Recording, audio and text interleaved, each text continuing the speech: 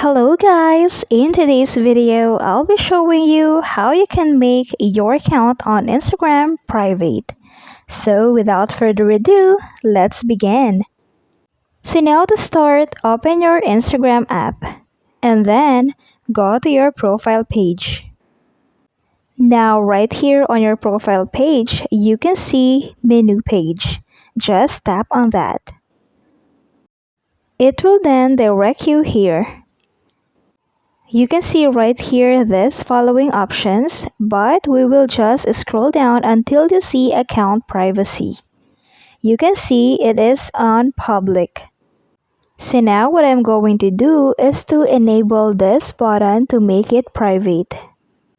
When you make your account private, it means that your non-followers will not be able to see your post. And that's it. I hope this video helped you out. Thank you for watching.